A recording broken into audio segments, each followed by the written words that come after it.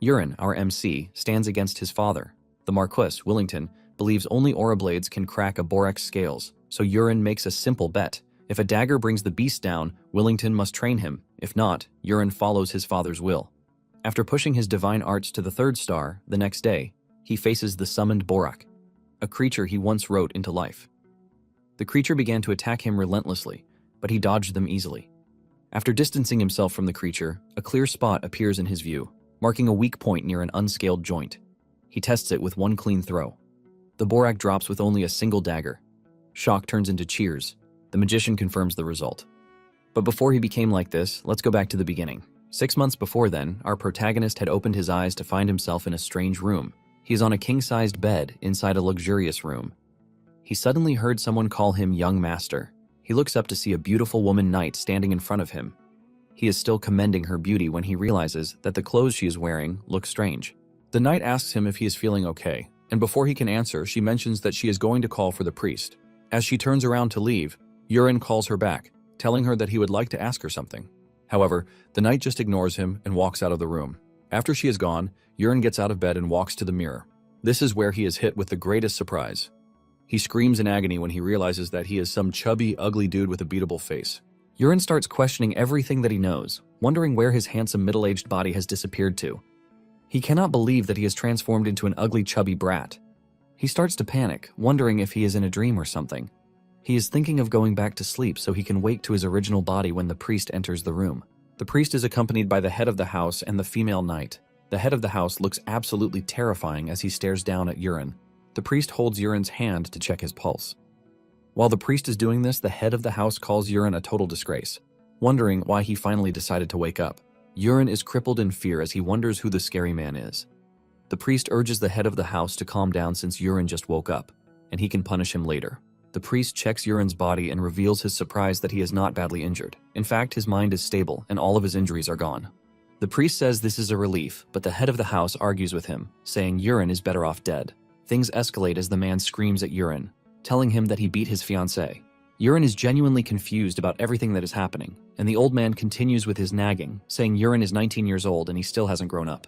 The head of the house screams again, telling Urine that he is useless since his brother has been able to awaken his aura. Urine, on the other hand, is getting fatter by the day. At the mention of the word aura, something clicks in Urine's head. The man then tells Urine to apologize to her when he recovers. Urine is confused by what the man means by her. This earns him another round of nagging as the man reminds him that he is talking about his fiancée, Ilya. The man lets Urine know that he is done for if his fiancée doesn't forgive him. Urine is forced to ask again so he can know if he heard right. The man repeats Ilya's name and he tells him to stop disgracing the Rox family any longer.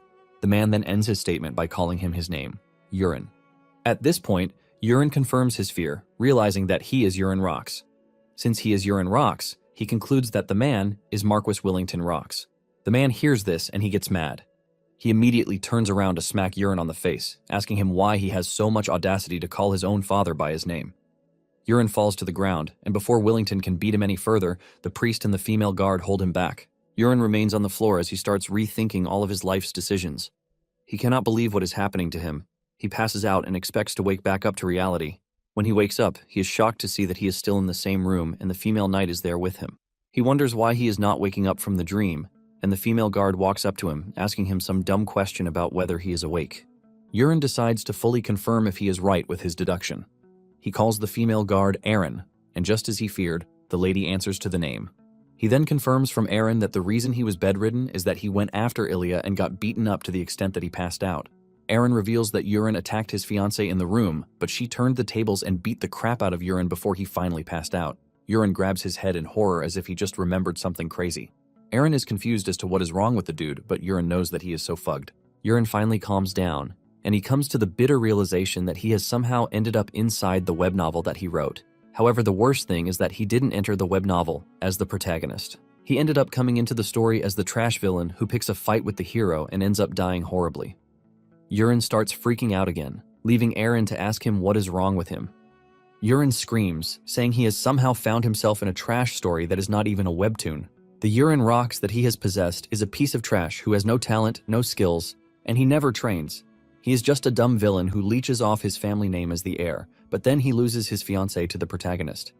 Enraged, he attacked the protagonist, but this turned out to be a mistake on his path because the protagonist trashed him before killing him in a dirty back alley.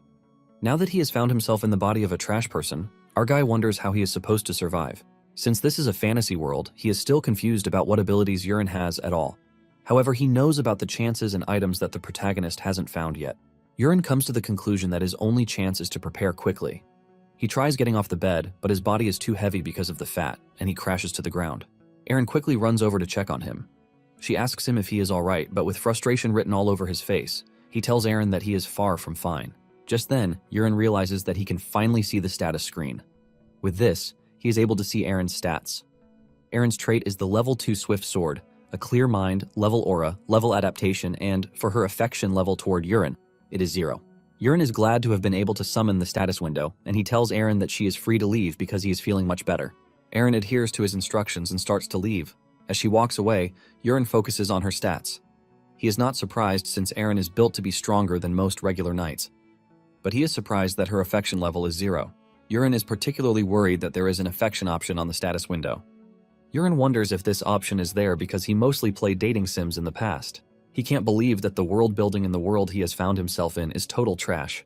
He then thinks back on the affection option, wondering if it is the reason Eren is acting all strange. However, he leaves this aside and decides to check the mirror again. He is so pissed about the trash body that he has. Just then, the status window opens up so he can see his stats. He is excited to check his stats, but the excitement soon falls into the bin when he sees the rubbish stats that he has.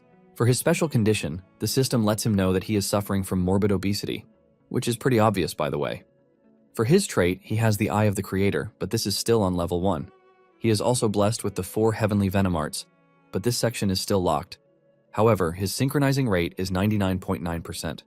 Yurin realizes that only one of his abilities stands out, and this is the 4 Heavenly Venom Arts. Suddenly, it dawns on him that the Venom Arts were adopted from the wuxia webtoon that he loved. This is a webtoon that has an attractive heroine. Also, the Poison and Hidden Weapons martial art is the 4 Heavenly Venom Arts. At this point, Yurin realizes that this world is a mashup of everything that he knows before. Just then, it dawns on him that he might have a chance if he actually learns the 4 Heavenly Venom Arts. Yurin smiles, believing that he has found a ticket to his survival.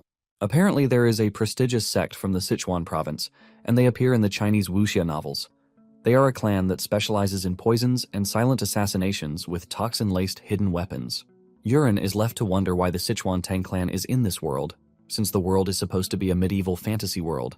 Later on, Willington learns from Eren that Yurin has gotten to his feet.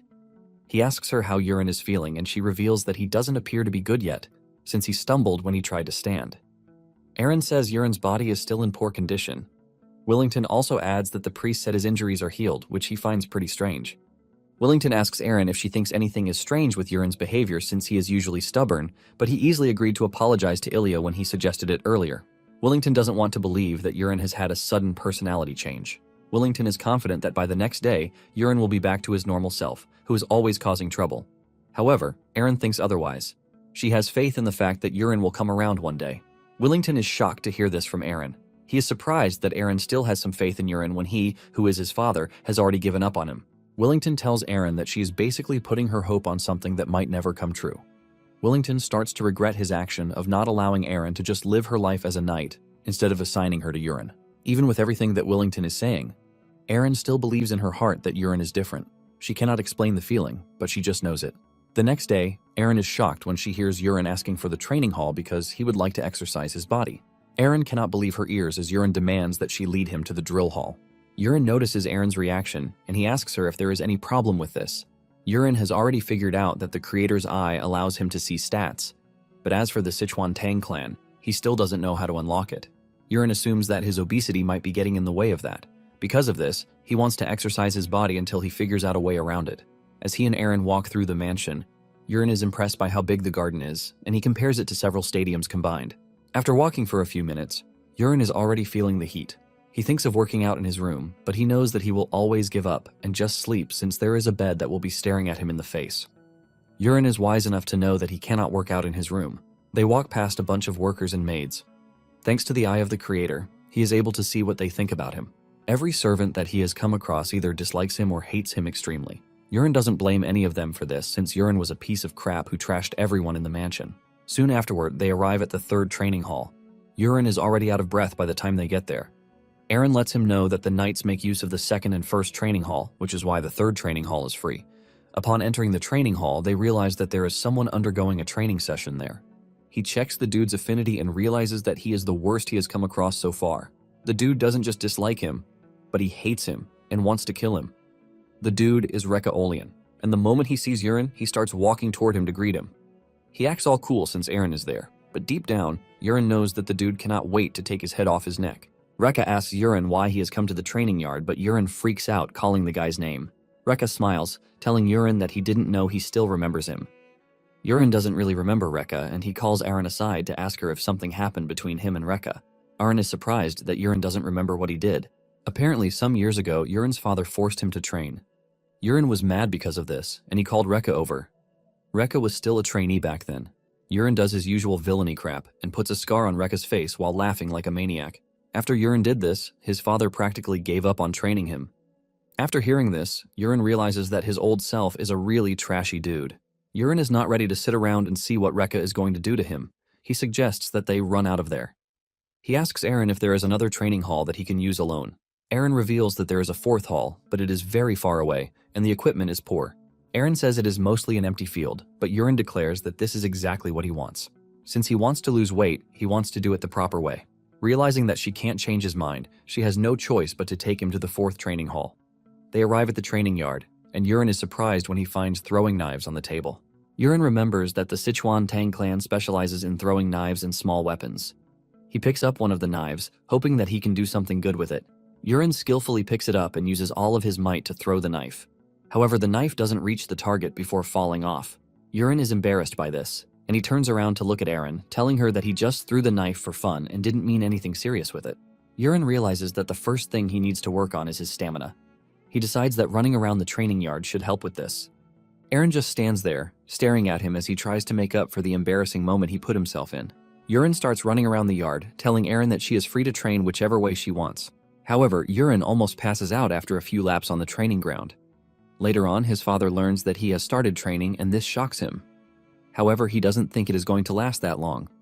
Surprisingly, Yurin is still training after 3 weeks.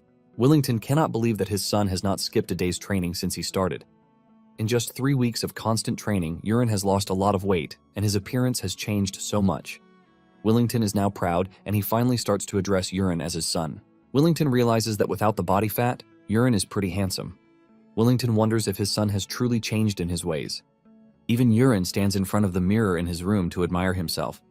He realizes that he has lost a lot of weight, but even with this, the Sichuan Tang clan trait still refuses to unlock. He decides that he will give it a month, and if it doesn't unlock by then, he will proceed to steal everything meant for the protagonist.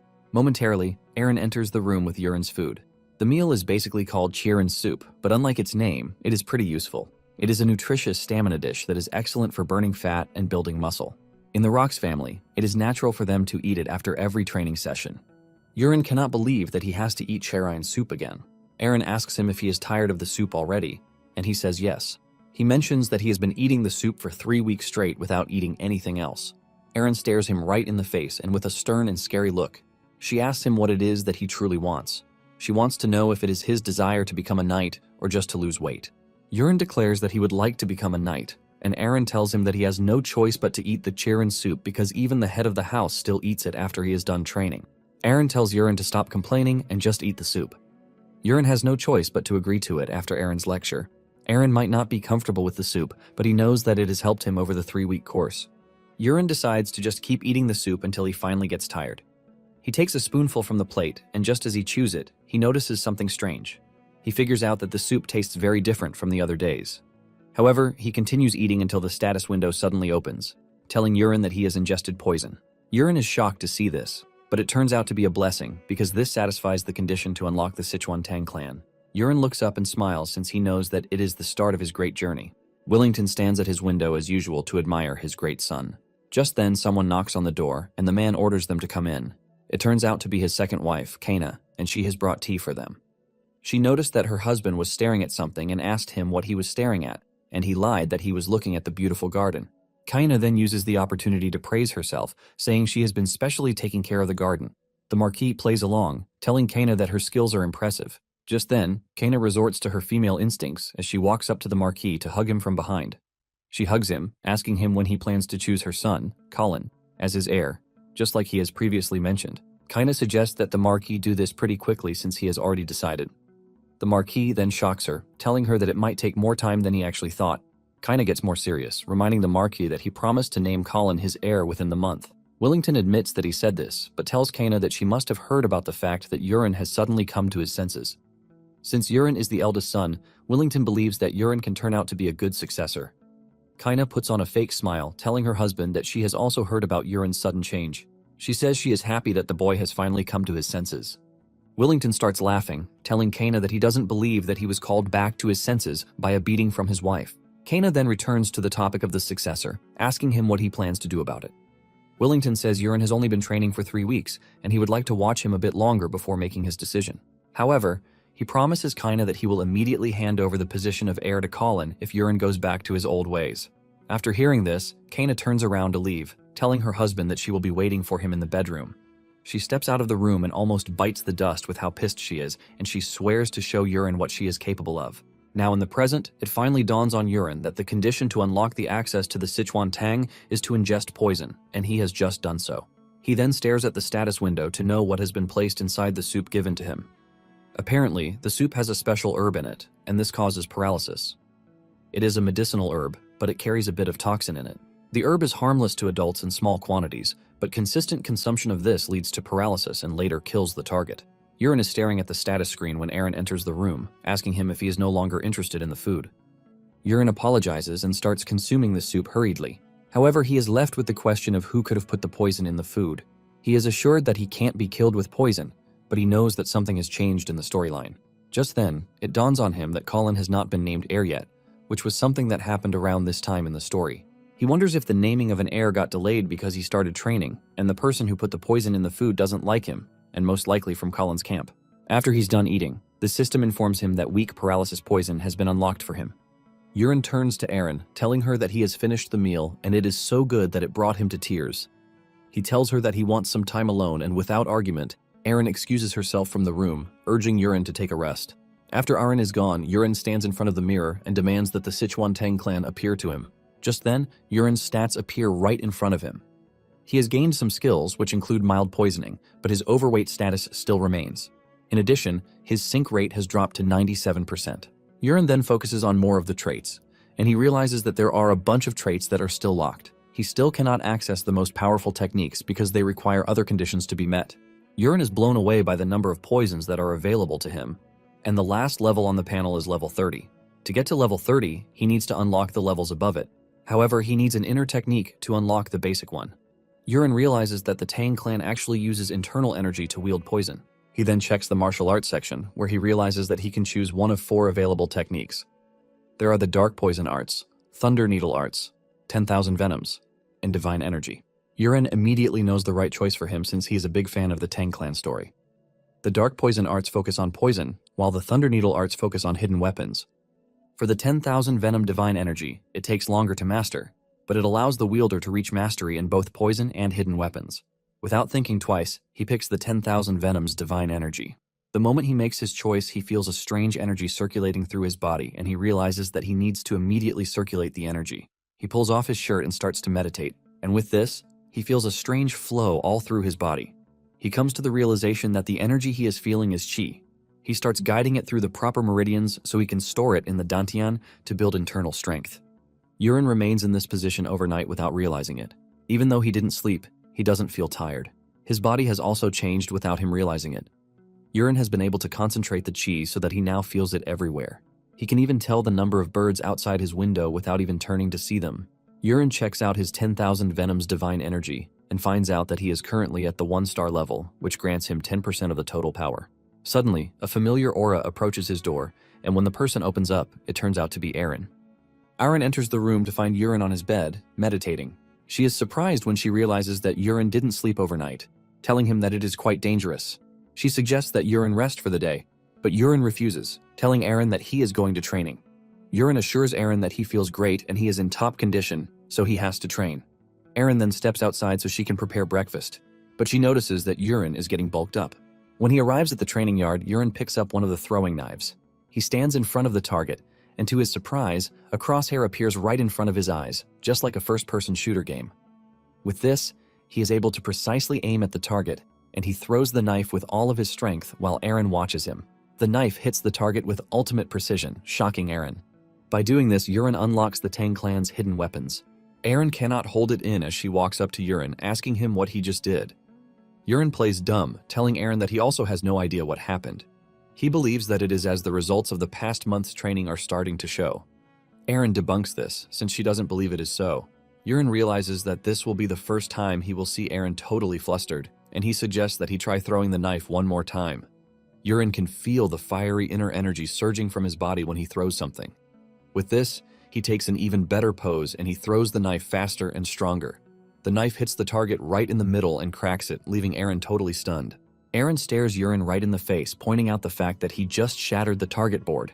Yuren just smiles. But he knows having the crosshair appear in his eyes is basically a cheat code for him.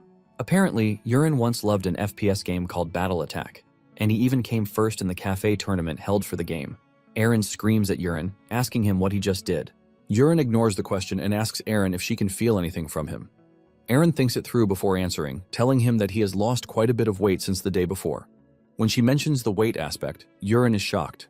Eren then points out that Yuren has been training every day and eating the soup, which has made him lose a lot of weight. However, he looks totally different overnight. Yuren is surprised to hear this, but most importantly, he is relieved that Eren can't sense the inner energy flowing through his body. This basically tells him that he is the only one who can use inner energy in this world, and no one else can detect it. With this, Yuren is confident that he has gained incredible power, and he decides to keep practicing. He picks up the knives and starts throwing them to hit the target with precision. Eren is shocked to see this, and she finally steps up, asking to try throwing the knives too. She picks up a knife, strikes her pose, and throws it. But to her surprise, the knife bounces off the target instead. Yuren laughs, saying he is glad that there is something Eren can't do. Yuren then takes another glance at the status window, where he sees that he has unlocked the straight cut. This allows him to throw faster and stronger, and not only with memory objects. Basically, he can pick up anything and throw it with ultimate precision, just like he is doing with the knives. Yuren is surprised to see this, and he decides to try it out without delay. Eren is still busy beating herself up when Yuren urges her to step aside. Eren is shocked when she sees Yuren holding a broken wooden sword. Yuren stands in front of the target and he circulates energy through his body, and using the straight cut skill, he throws the damaged wooden sword. To Eren's greatest surprise, the wooden sword shatters the target. Eren screams in horror, and she asks Yuren what sort of power he has running through his veins. Yuren awkwardly replies that it is the power of practice, but Eren is not a fool, and she knows that it is quite impossible. Yuren then begs Eren for a favor. He is aware that she reports his every move to his father, but he begs her not to tell his father about this in the meantime. Eren wants to argue this, but Yuren points out the fact that he is currently testing out several things, and he promises to explain everything to her later. All he just wants is for her to give him some time to put things in order. Eren has no choice but to agree to this. Later that day, Yuren follows one of the workers, Peru. Using the creator's eye, he figures out that the dude uses poison, but his affinity toward him is neutral. Yuren immediately figures out that Peru is the person he is looking for, as he is the only one who can easily slip poison into his food without anyone realizing it. Using the arrow floating in his hand, Yuren is able to target Peru, and he hits him with a paralytic poison that leaves a green trail. Peru gets hit before he even knows what is happening. He crashes to the ground and passes out while Yuren is proud of himself. Thanks to the status window, Yuren can see that the effect of the paralytic poison will last for an hour. Yuren grabs the unconscious dude and takes him to a quiet warehouse. When the dude finally wakes up, he sees Yuren standing in front of him, and he looks really menacing. Yuren smiles evilly, and Peru already knows what is coming for him. Yuren then urges Peru to answer his questions honestly if he wants to live to see another day. He asks him if he is the one who put poison in his soup. Yuren tells Peru to blink once if the answer is correct, but if it is wrong, he should blink twice. He asks him again if he is the one who poisoned him, and he blinked once. He then follows through by asking if the poison was Hanyang herb, and Peru blinked once again. Yuren is glad that Peru is cooperating with him, and he proceeds to the next question, where he asks Peru if Kaina was the one who asked him to carry out the poisoning. Peru blinked twice, saying it wasn't Kaina. Yuren gets mad, and he whips out a knife, telling Peru to think again, since it would be best if he didn't lie to him. Yuren lets him know that he has a way of seeing and knowing things. He assures him that he's going to cut his throat if he lies to him. Yuren then asks the question again, and surprisingly Peru maintains his answer, saying the order didn't come from Kaina. Yuren figures out that Peru is not lying, but he is left to wonder just who might have ordered him to be poisoned. Urine decides to find that out later, and he whips out a pill, telling Peru to swallow it. He lets him know that it is a paralytic poison, and he pushes the pill into his mouth. After Peru has swallowed it, Urine lets him know that he now has just 1 month to live. Urine assures Peru that all of his internal organs will melt away if he doesn't take the antidote within the space of 1 month. Since Peru doesn't want to die, Urine tells him that he will have to start following his orders. Peru trembles in fear, realizing that he has put himself in a compromising position. Urine then places his hand on Peru's head and uses his power to release the paralytic poison. With this, Peru can finally move and speak. Urine then asks the question again, demanding to know who ordered Peru to poison him. Peru finally reveals the truth, saying it was Knight Captain Karox Livingtane. Urine is shocked to hear this, and Peru reveals that Karox is planning to kill Urine by illness within the year. It turns out that Karox is Kaina's older brother, and he got the role of Knight Captain, thanks to her marriage to the Marquis. Urine is relieved that he is not totally wrong since Karox is Kaina's brother, which makes them accomplices. Urine then hands Peru a piece of paper, and written on the paper is a list of poisons. Since Peru is very knowledgeable in poisons, Urine believes that he can help procure them from the black market. Urine tells Peru to get the money he needs from Karox and gather every single poison on the list. Urine wants Peru to bring the poisons to him, and he orders him to start with the one he already has with him. Peru is shocked, and he asks Urine why he needs poisons. But Urine coldly replies, telling Peru that he never gave him permission to ask questions. Peru quickly apologizes, and Urine tells him that he is free to leave. Before leaving the room, Urine tells Peru that he wants a load of poison in his food from that moment forward. Peru hears this, leaving him in total disbelief. When Urine gets to his room, he starts celebrating because he managed to trick Peru into believing that there is actually poison in his system. What Urine fed him was just dried leaves that he lumped together. Urine then realizes that it is imperative that he learns the Sichuan Tang clan martial arts. Apparently something terrible will happen very soon, and he needs to be ready. The following night, Peru visits Urine to show him the poisonous herbs he has with him. He places them on a table, and Urine takes a good look at them. The first one is the Hanyang herb. The second one is Yekrupka. The leaf among them is called the wooden vein leaf. Peru is shocked that Urine knows all the poisons like they were nothing. Unknown to Peru, Urine can see their names via the status window. Urine asks Peru why he has the other poisons with him when he could have easily killed him with the Hanyang herb alone. Peru reveals that Hanyang herb takes a long time, and once resistance is developed, it actually lasts longer. However, mixing Yekrupka after Hanyang herb symptoms begin will increase the effects. Basically, poisons become more deadly when combined. Urine then asks Peru how he learned all about poisons, and he reveals that he was sold to the Livingtane family when he was 8, and he trained under a poison master there. Urine asks him if there are others like Peru and Livingtane. He replies that they were initially 20 kids, but they all died, leaving him as the sole survivor. Urine is not surprised by this because kids with low affinity for poison will die when they are exposed to toxins, but he notices that Peru hates the Livingtane family. He plans to use this to his advantage. After their discussion, Urine commends Peru for a job well done, and he lets him know that he is free to go for the day. After Peru's departure, Urine gets down to the consumption of the poisonous herbs. As he eats them, he gets the notifications from the status screen, but he soon reaches his limit, and the system urges him to engage in a breathing meditation. Urine does as the system suggests, and he manages to get the pain under control while meditating. The next morning, Aaron enters the room to find Urine in a state of meditation, but his body is now streamlined like a perfect bodybuilder. Aaron is shocked by what she is staring at, but on the other hand, Urine has managed to upgrade the 10,000 Venoms energy to stage 2. He acquires a bunch of martial arts techniques and poison techniques in the process too. Aaron is about to start talking about Urine's body when she perceives something rotten in the room. Urine doesn't know what to tell Aaron since he knows the reason behind the unpleasant smell. Apparently, when one's inner energy rises and their martial arts level up, the body releases a bulk load of waste at once. Since the room is stinking and the odor is obviously coming from him, Urine offers to open the window, but Aaron screams at him not to open the door. She tells Urine to head to the bathroom instead. After he is done bathing, Urine and Aaron head out. Urine is pleased with himself as he has been able to acquire a new skill, the So-ryong footwork. It is from the Tang family, and it is a perfect technique for fast movement, assassination, and evasion. Urine is glad that he is learning skills that only show up in wuxia novels. Urine is so glad that he is carried away while they walk on the road until Aaron snaps him back to reality. Aaron asks him why he is walking like a drunk all of a sudden. She wants to know if his body is not feeling well, but Urine quickly assures Aaron that he is fine. With this, the two continue moving, but Urine can't stop practicing his new move as he walks on the road like a drunk. Aaron then asks him if he is truly going to the first training hall to undergo training for the day. Aaron reminds Urine that there are a bunch of knights in the training hall, but Urine assures Aaron that she has nothing to worry about. Urine claims that he is only going there to see how the other knights go about their daily training sessions. Moments later, they arrive at the training hall, and just as expected, there are knights practicing their sword skills while screaming like maniacs. They are shocked when Yurin and Eren enter the training ground. Initially, they don't recognize the handsome dude who is behind Eren, since he has changed a whole lot. It finally dawns on them that the person they are looking at is Yurin, the Lord's son. They can't believe how much weight Yurin has lost during training. The knights believe that Yurin used some kind of sorcery to reduce his weight. While they are whispering, Yurin can clearly hear all of them thanks to his inner energy. Eren then points to a huge dude in front of them. She lets Yurin know that he is a trainee knight, but because of his good form, he will soon become a junior knight. Yurin takes a closer look and soon realizes that the dude is Kryde. He is part of the main character in the novel, and he later becomes an ally to the protagonist. Yurin didn't know about Kryde's life before he met the hero. Yurin is pleased with the fact that Kryde is in the mansion because it might turn out to be a good thing for him later on. However, he is focusing on something else for the day. All the knights in the training hall hate his guts, and most of them just want to kill Yurin. Yurin stares at them, wondering if they are going to be his test subjects. Yurin picks up a sword and decides to start with a poison named Prolonged Poison. It is still at level 1, and once ingested, it spreads to all the organs in moments. He activates the poison and remotely hits one of the knights with it. The knight crashes to the ground with his friends asking him if he is okay.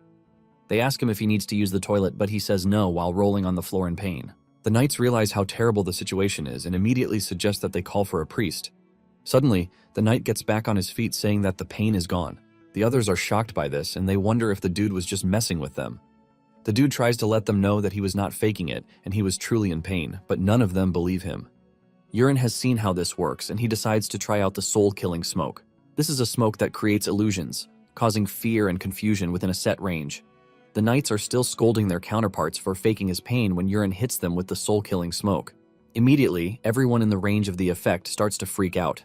Apparently, a scary monster is standing in front of them, ready to devour them. They fall to the ground, pissing their pants while Yurin laughs in the distance. Eren, on the other hand, is confused as to what is happening. The situation becomes even worse for the affected knights as several monsters appear before them, tormenting them. When Yurin has had his fill of pleasure, he takes off the illusion since he doesn't want to wait for the knights to start attacking each other. An argument ensues between them as they claim they all look like monsters.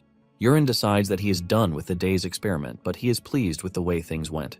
Yurin then tells Eren that it is time for them to go back. Eren is shocked since they have not done anything meaningful since they arrived.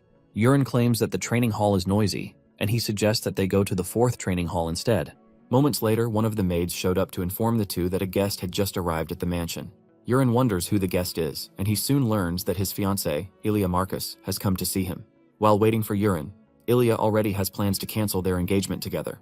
When Yurin enters the room where she is waiting, Ilya's face turns red, and everything she has planned to do before seeing Yurin starts flying out of her head and they are replaced with questions.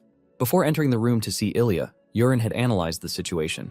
He knows that Ilya is good with her fists, and it was around this time in the story that Ilya demanded that they go their separate ways. However, the novel Yurin kept refusing to let go. However, this time around, Ilya is shocked when she sees Yurin. She starts asking him who he is. Yurin is surprised by the question, and he lets Ilya know that it is none other than him.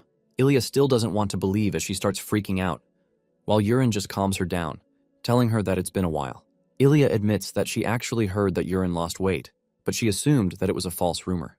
Ilya says it hasn't been 2 months since she left, and she starts wondering how Yurin is able to change that much in a short space of time. Yurin then reveals that he was able to change that much because he trained really hard. This shocks Ilya, and Yurin continues, revealing that after he got whooped by her, he started rethinking his life decisions, and because of this, he decided to change. Ilya asks him if he is trying to get revenge, but Yurin says no. Just then, Yurin does something surprising. He gets on his 2 knees and bows to Ilya, thanking her. This shocks the lady, who can't get to see her man on his knees. Yurin reveals that he was able to change his ways, which is all thanks to Ilya. Yurin lets Ilya know that he is truly sorry for what happened between them, but assures her that he will understand if she wants to break off the engagement. Ilya is dumbfounded when she sees this, leaving her to start questioning Yurin's identity. Yurin shocks Ilya again by admitting that he was a piece of trash. Yurin knows that everything that happened is not his fault, but the idiot who was the former inhabitant of the body. However, the reason Yurin is so passionate about asking for forgiveness is that Ilya is not just a simple heroine, but her Sword Queen trait, with her own trait, makes her get stronger and stronger over time. Later on in the story, she was able to save the fallen hero and even cut down the main villain. This was made possible thanks to her Sword Queen trait.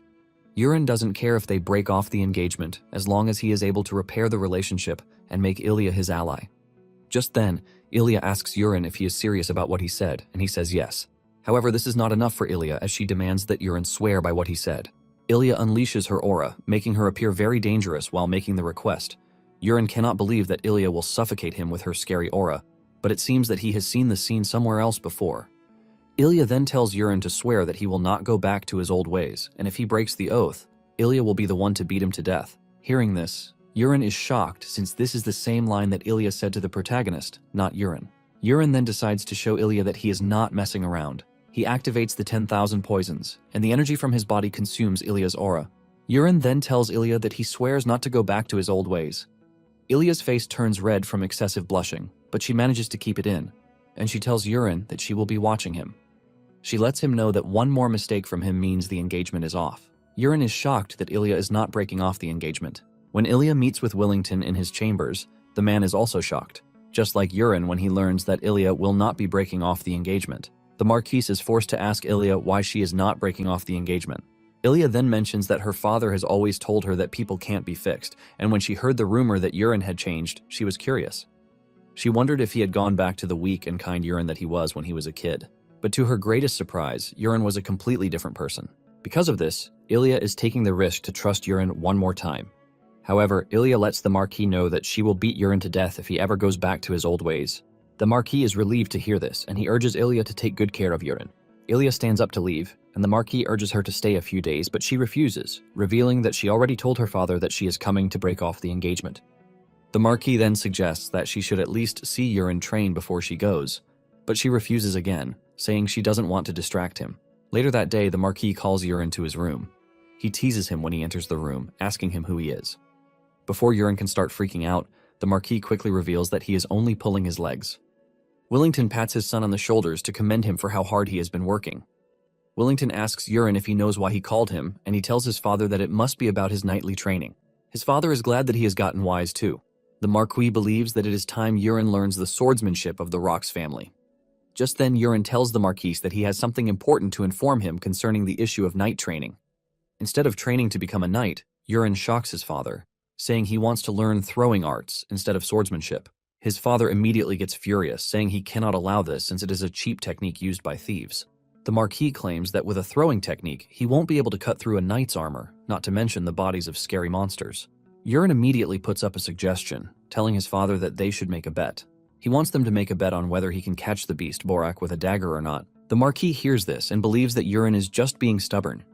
He tells him that a warrior's blade needs to be infused with aura to be able to break through the scales of a Borak. The Marquis believes that even if Urine trains for 100 years, his throwing knives will not be able to break through the Borak's scales. Since this is Willington's belief, Urine urges him to make the bet. The Marquis decides to indulge Urine on the bet, and Willington asks him what he plans to wager. Urine tells the Marquis that if he manages to defeat the Borak with his dagger, he will be the one to handle his training, but if he fails, he will follow his father's will. With this, the two make their bet. Urine returns to his room with relief because he realizes that Aaron hasn't told his father about his training yet. Since the practical test is the next day, Urine wonders how many tries it will take him to break the Borak's scales. To prepare for the test, Urine decides that he needs to eat some poisoned herbs just in case. He plans to raise the divine arts to the 3rd star. Just then, Aaron enters the room with a message from the Marquis. Apparently, the Marquis has picked the time and venue. The test will be held at noon the next day, and they will use the first training hall. Urine then asks her if she knows the details of the bet, and she says yes. However, she is not the only one who knows it. The entire estate is aware of the bet that they made. Because of this, the entire estate is laughing because they are pretty sure Urine will pee his pants when he faces the Borak. Aaron reveals that everyone is having fun chatting about how he is going to fail since he is the #1 public enemy. This gets to Urine, and he asks Aaron if everyone is coming to watch the test. Aaron replies that the Marquis allowed it, so the training hall will be packed with people. Urine sighs when he hears this, but then he asks Aaron for her thoughts. Aaron bows her head while saying she believes that the following day will be Urine's day. That night, Urine did as promised, and he increased the divine arts to the 3rd star. The next day, Urine is shocked when he realizes that the training hall is packed with people as if they are there to watch an arena match.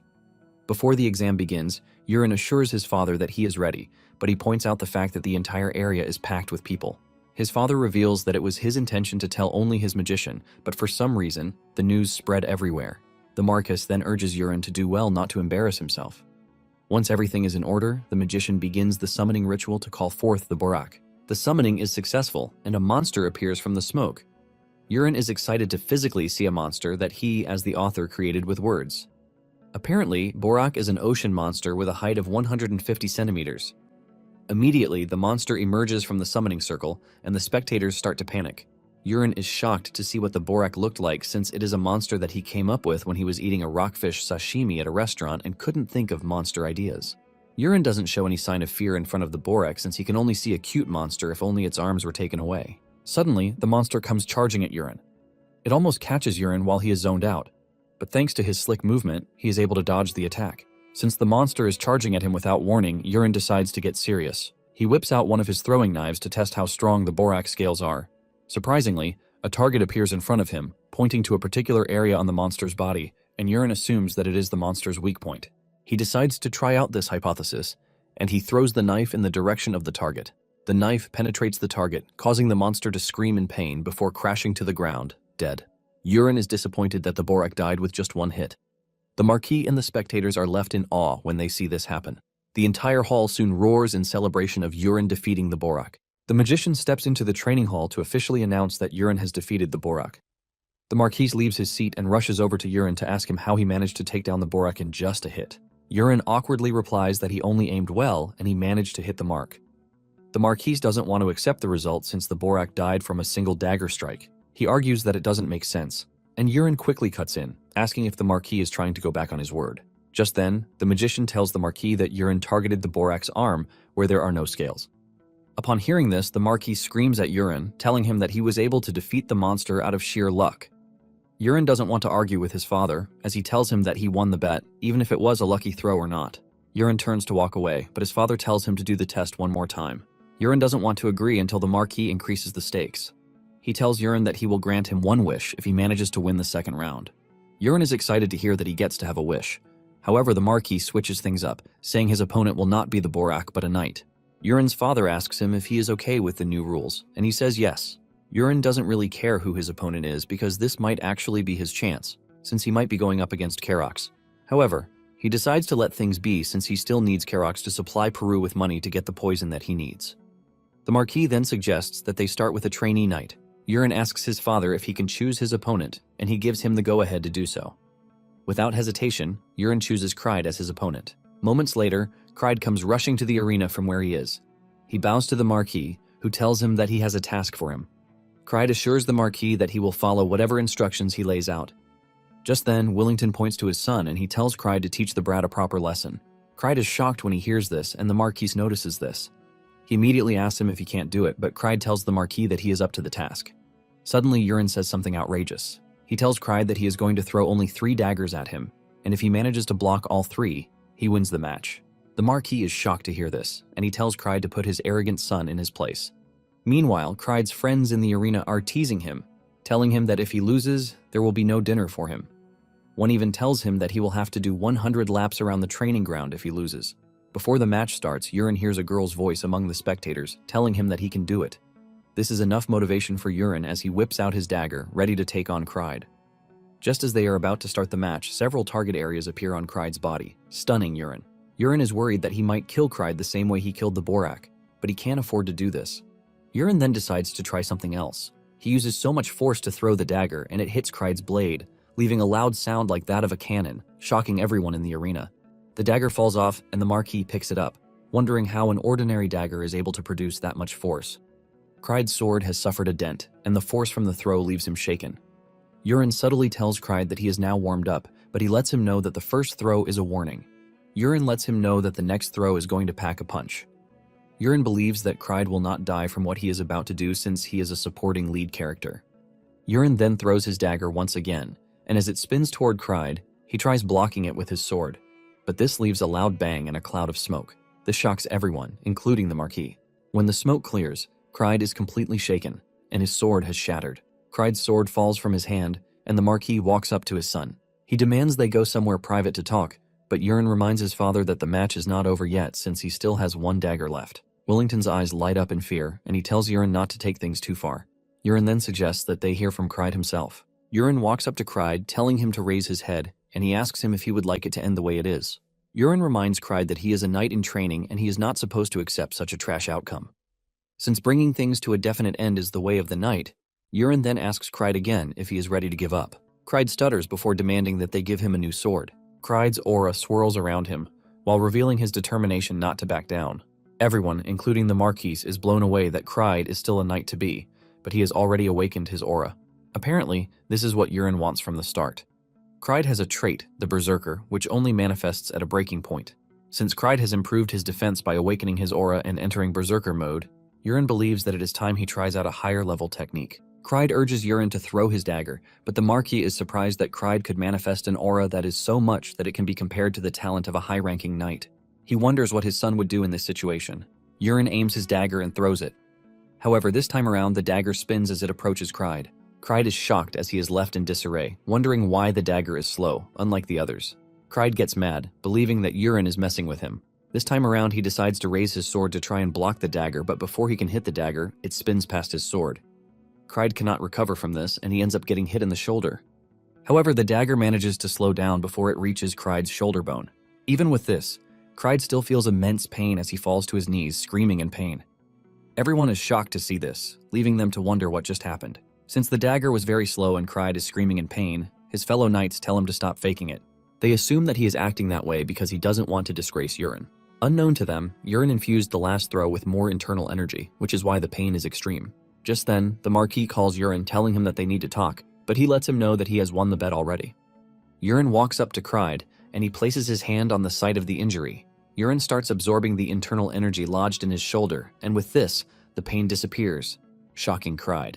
Kryde stands on his feet, and he bows to Yurin, thanking him. Kryde also apologizes for assuming that Yurin was looking down on him because of the dagger's speed.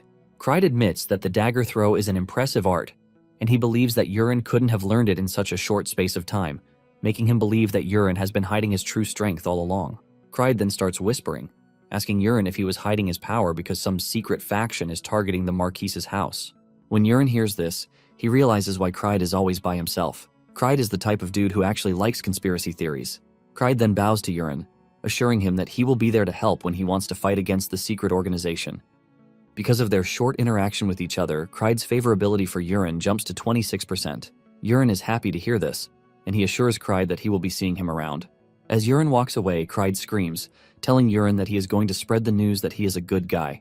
Yurin, on the other hand, is glad that he is getting close to Kryde because he will one day destroy the Night Order by himself. Erin walks up to meet Yurin, and she commends him for a job well done.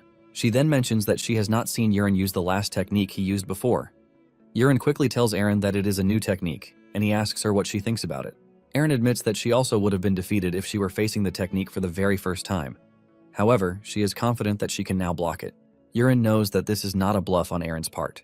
Apparently, Erin has a trait called Clear Mirror that allows her to quickly adapt to situations and scenarios. Yurin then asks Erin if she is fine with the life she is currently living, because if she is not serving as his attendant, she can easily become a high-ranking knight. Erin is surprised, and she demands to know why Yurin is suddenly asking such a question. Later on, Yurin meets the Marquis in his office. Willington screams at his son to call him father whenever they are alone, because being so formal makes them feel distant. Yurin awkwardly agrees, and he addresses the man as father. The Marquis then asks Yurin about the technique that he used during the duel. He has been going through the archives and couldn't find anything related to the type of technique that Yurin used. The man says Yurin has only been training for a month, which makes it pretty impossible to learn such a skill in a short space of time. The Marquis demands that Yurin tell him the truth, but Yurin knows that he obviously can't tell him what the truth is. However, he had already prepared something just in case something like this came up. Yurin then lies that he found a book when he was looking through the family's archives for effective training methods. He explains that a book on the top shelf suddenly fell on him. Apparently, there was no writing on the cover of the book, but there was a strange pattern that was engraved on it. Yurin says he didn't think much about the book, and when he opened it, a light appeared from it, shining on his face. In the process, something enters his head, and after this, the book disappears. The Marquis is shocked to hear this and immediately tells Yurin that he must have encountered a grimoire. Yurin was expecting this since he was the one who created the concept. He put it down that a grimoire is a way to pass down techniques or magic by engraving them into a book through the power of a great mage. The Marquis doesn't doubt his son's words because the archive contains lots of books that have been collected by their ancestors, and even the Marquis doesn't know everything in the archives. The Marquis then tells Yurin that fate must have bestowed upon him a great fortune, which is why he came across the book. The Marquis then tells Yurin that he is going to keep to his promise, and he won't force him to learn swordsmanship. And for the other promise, which is a wish, the Marquis asks him what he wants. Just then, Urine demands something that shocks his father. He tells his father that he wants the position of the heir, leaving his father's jaw on the floor. Urine is surprised by his father's reaction, asking him if he cannot grant the wish if that is what he wants. His father reveals that it is actually within his authority to grant it. Urine mentions that his father's expression is pointing to something else, and he knows his father is hesitant because he knows it would cause him problems. There are many people within the Marquisate who would oppose the declaration, especially Kaina. Because he knows how troubled his father would be, he tells him that he will be yielding this time around. The Marquis is relieved to hear, and he thanks Urine. In reality, Urine is not even interested in the position of the successor because if he becomes the heir, he will have to spend the entire day with his father, so he can receive education on how to manage the Marquisate, which basically means his freedom is gone. Instead of this, Urine would rather improve his skills and travel the world on an adventure. His father then asks Urine for another wish since he has forfeited the last one. Urine lets his father know that he plans to create his own Knight Order. The Marquis is shocked to hear this, and Urine reveals that he plans to appoint Aaron and Cried to the Order as his knights. Since the request is not as difficult as the successor's position, the Marquis grants Urine's wish. Urine bows to his father, thanking him. The Marquis then asks Urine how he will go about getting a new butler because all of the current butlers have someone they are serving. Urine then reveals that he has someone in mind, and this person is Peru, who works in the kitchen. Urine wants the Marquis to make it seem like he was the one who appointed him, instead of making it seem like it was Urine's choice. The Marquis is surprised to hear this, and he asks Urine if there is something wrong, but Urine assures his father that he will explain to him later. The Marquis then decides not to ask further questions as he seems to be trusting his son day by day. It turns out that his affinity has jumped up to 74%. Even Urine is shocked that the affinity has gone up, but he assumes that it is because he is the Marquis's son. Later on, Urine informs Aaron and Cried that they are now part of his Knight Order, and he wants them to continue training diligently. In addition to this, he introduces the new butler, Peru, to them, assuring them that Peru will be attending to all of their needs. Earlier on, Urine and Aaron had talked about the new arrangement. Urine had come clean, telling Aaron that Peru is actually a spy, which is why he will be replacing Aaron as the butler. Urine reveals that Peru was sent to assassinate him by Kaina and Karox. Aaron was even more surprised to hear this, and she questioned Urine's decision to keep Peru close when he is after his life. Urine assured Aaron that she has nothing to worry about because Peru listens to only him. With this, Urine is able to get Aaron to agree to his plans. Back at the meeting, Cried raises his hand to ask a question. After he has been given the permission to speak, Cried asks why there is no vice captain, at least since they have decided to call themselves the Knight Order. However, the vice captain must be someone who possesses outstanding skills. Cried believes that Aaron is not worthy to be in the Knight Order since she is small and frail. Before he can continue talking, Urine cuts in, agreeing with him that the vice captain needs to be strong. To settle this, Urine tells them that they will engage in a duel. Moments later, Cried gets defeated by Aaron, shocking him. While lying down on the floor, defeated, Aaron gives him swordsmanship lessons. She lets him know that his attacks are too simple and can be easily read. Cried doesn't take offense at this. Rather, he assures the lady that he will take the advice to heart. Since Aaron won, Urine says the captain's position has been decided. Peru is shocked when Urine makes Aaron the leader of the Knight Order. Everyone claps for Aaron, and not long after this, Peru prepares to leave so he can prepare dinner.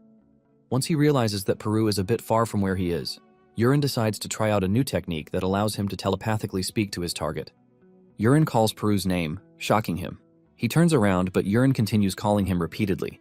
Peru almost loses his mind until Urine scolds him for acting weird. Peru then asks if Urine is communicating with him via black magic, but Urine explains that it is a simple communication magic. It starts to dawn on Peru that Urine is a special being since he is resistant to poison, and he can use some really weird techniques. Urine tells Peru that he is free to go with whatever theory he has in his head, but he asks him if the poison he requested is ready. Peru replies that the poison is ready. Apparently the poison is called snake mind, and it is a poison that is extracted from 100 vipers. Even though Peru is skilled, he barely managed to prepare the poison. Urine is glad that the poison is ready, and he tells Peru to add loads of it to the chirin soup that he is going to eat. Trembling in fear, Peru acknowledges his master's orders. Later that night, Urine realizes that since he reached the 3rd star, his progress has been somewhat slow since his internal energy has not been rising as quickly as he thought it would. Since he doesn't know when the world crisis will begin, Urine believes that it is time he leaves the Marquisate. Shortly afterward, Urine meets his father, telling him that he wants to leave for a while. His father asks him for the duration of time he will be gone, and since he doesn't want to create suspicions, he tells his father that he will be gone for a week. The Marquis has no problem with this since Urine has been diligently training, but he asks him how he plans to handle the escort. Urine shocks his father, telling him that he doesn't need an escort. The Marquis protests against this, reminding Yurin of the important position that he holds in the family. Yurin tries telling his father that there is no need for an escort since he is only going to neighboring villages, but the Marquis cuts him short. The Marquis reveals that the world has become a very dangerous place, and even though he has gotten a bit stronger, he is worried that his son might get poisoned. Yurin realizes that it will be hard for him to convince the Marquis, and he decides to move to Plan B. Yurin lets his father know that he is ready to comply, so he doesn't need to worry. The Marquis is happy to hear this, and he asks his son when he will be leaving. Yurin replies that he will be leaving in 2 days. With this in mind, the Marquis says he will prepare an escort before then, but Yurin has no intention of waiting around for some escort, since he is planning to sneak out the next day. Yurin calls Peru to his chambers and reveals that he is going on a trip, but he doesn't have money, so he needs Peru to lend him some. Peru is hesitant, but when he feels the dark and scary aura coming from Yurin's body, he quickly obliges. Yurin then asks him if he still has his subspace pouch with him. Yurin had earlier seen the pouch with him. Apparently, the subspace pouch is a common setting in fantasy novels, and it is a mysterious pouch that can take about a ton of cargo. Peru has no choice but to give his subspace pouch to Yurin too. Because of this, Yurin is happy that he won't have to carry a bag with him. Yurin then hands Peru the lump of dried leaves that he is disguising as an antidote. He tells Peru that it is a month's worth of antidotes for the poison in his system. Yurin plays his card very well, telling Peru that he has been a worthy servant. Because of this, he assures Peru that he is going to give him the permanent cure very soon. The next morning, Yurin leaves a letter and then sneaks out. He thinks he won't run into anyone until he runs into an old gardener, who is emitting a heavy aura from his body. He notices something strange about the old man, but he continues on his journey nonetheless. Moments later, Yurin arrives at the Tower of Magic. He walks into the building, and when the attendant asks him what he wants, he basically tells him that he would like to use a warp. The attendant asks him if he has used it before, and he says no. The attendant reveals that they provide mileage points, which is like those of airplanes. The attendant asks Yurin where he is headed, and he replies that Asura Castle. Because of how far the location is, the attendant tells him that his fee is 50 gold. After he is given the price, he is told to pay and sign the ticket. Yurin already expected that the fee would be expensive, but he is thankful that Peru has enough money to give him. Yurin decides to write a fake name, and he goes with Polion, which is a name he uses in online games. After he is done with the registration, Yurin is taken to the room where the warping machine is located. The attendant tells him that the moment he hears a knock, it means he has arrived at his destination. Yurin steps onto the machine, and it gives off a lightning signal. Moments later, Yurin arrives at his destination. He is welcomed by another attendant, who tells him that he has arrived at the Asura Castle. Yurin is shocked, since he didn't feel a thing. The old man lets him know that this is how it is because the Tower of Magic has designed the warping machine to give off a warping sensation. Yurin is surprised by the name they gave to the phenomenon. He realizes that he might have given it the name instead of the intended ride comfort. With this, the attendant wishes him well, and once Yurin steps out of the Tower of Magic, Yurin is now in the Asura Castle, which is in the western region, unlike his homeland. The area looks completely different from the ones in his homeland, and there are lots of people in the region too. However, Yurin is not concerned with that. As his major concern is the blacksmith alley, he asks one of the people he comes across and they describe it for him. Yurin starts checking out the alleys, but couldn't find what he was looking for. It is already getting late, but he decides to check the last alley. He soon finds a blacksmith shop and he walks in. He asks the attendant if he knows of the person who goes by the name Unicorn Forge. The dude then tells Yurin that there is no one with the name in the area, leaving Yurin to start questioning himself. He believes that he misread it, but while he was thinking about this, the dude tells him that he is actually planning to name his shop that. When Yurin hears this, he uses the creator's eye on the dude. He finds out that his name is Jirano, and he is a pretty good blacksmith. Yurin grins like a kid when he sees this, as he realizes that he has finally found the right place. Yurin then demands to see the weapons that he has made, and Jirano obliges. As they look through his creations, Yurin asks Jirano how his business has been faring. Jirano claims his skills are not the best, which is why he is stuck in the back alley. In fact, whenever customers enter, they just take a look and leave. Because of poor sales, Jirano reveals that he doesn't know how much longer he can hold out. Yurin then notices some swords hanging on the wall. One of the swords is a wind spirit sword, which has been imbued with the blessing of the wind spirit, Sylph. The sword increases attack speed, movement speed, and agility. The other sword is Flame Spirit Greatsword. It is a sword that has been imbued with the blessing of the lower fire spirit Salamander. The sword increases stamina, strength, and endurance. Yurin then asks Jirano if he is the one who made the swords, and he says yes. However, he believes that after he finished making them, they turned out to be total failures. Apparently, the swords became so heavy that even someone strong can barely lift them, so no one ends up buying them. After he is done saying this, Yurin knows that it is not Jirano's fault. The swords became heavy because unworthy humans touched them. Apparently, the sword will grant immense power to whoever is worthy. Since Yurin knows this, he tells Jirano that he will be buying the swords, leaving Jirano totally shocked. Jirano thinks the swords are a failure, but Yurin knows that both swords are perfect for Eren and Cried. However, Yurin is still after some other treasures. Suddenly, Yurin asks the blacksmith if he has rusted weapons. Jirano has a bunch, and he brings them out. Jirano is surprised that Yurin wants them since he already considered them a waste. Yurin is glad that he met the bunch the same way he set it up. He dips his hand into the container and brings out a dagger, telling Jirano that he wants the dagger. Jirano is shocked since he wasn't the one who made the dagger. He only found it in the storage room and he has no idea how it got there in the first place. Jirano is shocked when Yurin says he is going to be picking the dagger alongside the swords. Jirano concludes that Yurin is only after defective stuff. Jirano tells Yurin to give him just 2 gold coins, and he will give him the dagger for free. Yurin is glad that he got a sweet deal, but he is the only one who knows how valuable the weapon is. Just then, he realizes that it is not only about the weapons, but about the blacksmith himself. Yurin then offers him the chance to close down his shop and work for him instead, since he already said business is going so well for him. Jirano is shocked by the offer, and he reveals that it is coming too suddenly, which is why he doesn't know what to say. Jirano admits that he has thought about closing down, but he never thought he would get an offer like this. After he says this, Yurin decides to introduce himself to the blacksmith. Yurin introduces himself as the Invincible Spear, who is the protector of the South. After he is done with the title, he reveals his real name. Jirano is stunned when he realizes that he is standing in the presence of the Marquise's son. He immediately falls to his knees, apologizing to Yurin while saying he never expected someone as noble as him to enter his trash shop. Yurin urges the dude to stand up, but he refuses, and he demands that Yurin say everything he wants to say, while his head remains on the ground. Realizing that he can't convince him, Yurin decides to speak. After hearing everything Yurin has to say, Jirano asks him why he would consider helping someone like him, and he replies that he is pretty talented. Jirano is surprised to hear Yurin say he has talent because he doesn't see himself in the categories of talented blacksmiths, since he gets scolded by his master every day. Yurin mentions that he has been going around checking other forges, but Jirano's shop stands out. Jirano asks him how his shop stood out from the rest, and Yurin lets him know that sincerity is the key. Yurin explains that he has seen the way he made his weapons and the extreme detailing about them. Because of this, Yurin lets him know that he will one day wake up as a special talent. This is something that Yurin made up on the spot, but he hopes that Jirano falls for it. Fortunately for him, he did, and Jirano reveals that he will follow him. Jirano then mentions that Yurin is different from the rumors he has heard about him.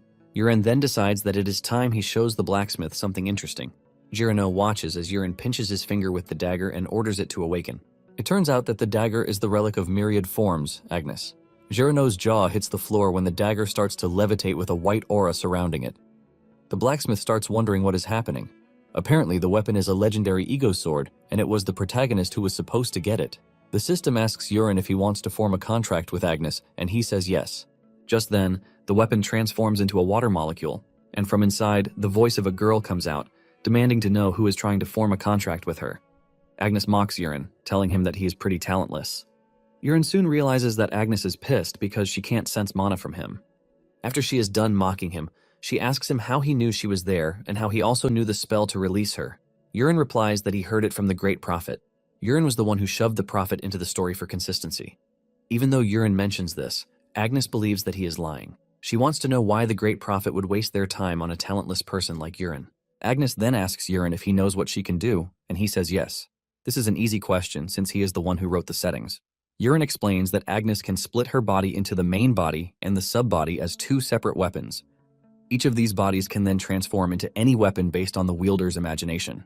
During the main story, the hero fought using a sword and shield, and even though the sub-body was lost, it always finds its way back to the main body. After saying everything, Agnes suggests that Yurin give up on trying to wield her since she can only be wielded through mana. Just then, Yurin points a finger at Agnes, telling her that she is noisy. Suddenly, Agnes turns into a ring and wraps around Yurin's finger. It turns out that Yurin was able to commandeer Agnes because his martial arts substitute for his lack of mana. Yurin then asks Jirano how much time he needs to pack up, and he says 2 days.